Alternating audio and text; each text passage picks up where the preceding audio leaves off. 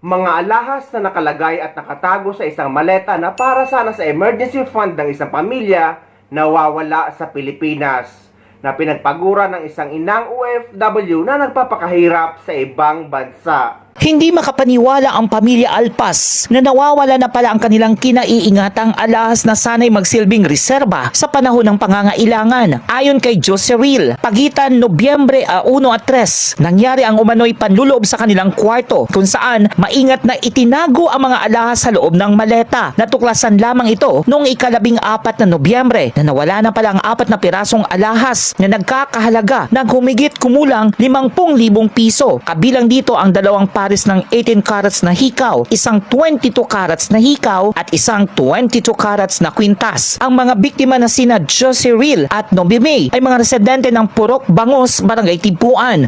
Ito po yung eksaktong maleta na nawalaan po kami ng gold. Ito po nakalagay sa maletang ito po. Nung araw kasi noon is may nagpunta po dito na yung paryente po namin. Pati po siya nag-chat sa akin na kung may gold po daw kami na walang partner po para i-prenda daw sa kanya kasi ginagawa po daw nila na gold bar doon sa Davao po.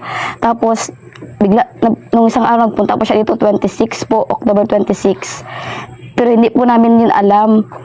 Tapos yun, gisabi ko din yun sa kanya na wala po talaga kaming gold na walang pares. Pero ayaw talagang maniwala. Then yung pagpunta na dito, gisabihan niya ako na doon sa mga maleta doon sa maleta ni mama baka meron. So giukay po namin ito. Then after po noon, wala talaga kaming nahanap. Tapos sabi niya sa akin na nagsinungaling siya dito nung time na nag-practice ako ng kalimutan. Wala kasi ako dito, sir. Tapos gikausap siya ng papa ko. Sabi niya nagtayo lang daw siya at nagtingin. Pero siya po yung nagbukas ng maleta. Siya gitulungan niya po akong mag-ukay-ukay dito.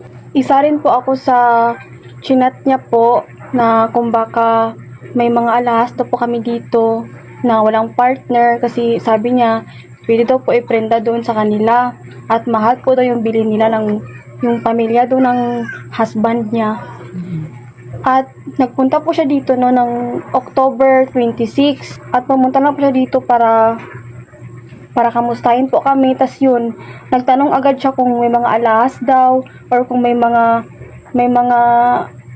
yung mga dollars na galing po sa ibang bansa. Okay, sige. Kabrigada, ito yung eksaktong maleta kung saan itinago itong alahas na nagkakahalaga ata ng halos 50,000 pesos. Plano na sanang itong sa isang pawn shop nang binalikan, may mas nauna itong kumuha. Kaya wala silang may nakuha o may naitabi. Nanawagan po ako kung sino man yung nabintahan ng alahas ng asawa ko. Sana tulungan niyo po kami na mabalik ang alahas namin. Samantala mariing umapila ang padre di pamilya na si George sa kumuha ng alahas na ibalik ang mahalagang ginto na pinaghirapan at pinahahalagahan ng kanilang pamilya mula sa inang naghihirap sa ibang bansa. Hanggat walang konkretong ebidensya, nagpapatuloy ang kanilang investigasyon at plano na itong dalahin sa otoridad para masolusyonan ang ganitong insidente. Dapat talaga ang alahas kapag nasa Pilipinas ay dapat pagkaingat-ingatan. Dapat nakatago ito sa isang safety box or safety place na ikaw lamang ang nakakaalam. Kung merong mang nakakaalam ay ang dapat na taong pinagkakatiwalaan mo kagaya ng magulang mo kung wala ka pang asawa. Dahil dapat meron ding nakakaalam dahil just in case man may mangyari sa iyo, ay para hindi rin masayang. Ngunit wag na wag mong ipapaalam sa ibang mga kamag-anak mo dahil sa Pilipinas, kapag pera at alahas na ang pinag-uusapan, ay biglang nagbabago ang takbo ng mga utak nila. Kaya kailangan din natin magdoble ingat mga kababayan.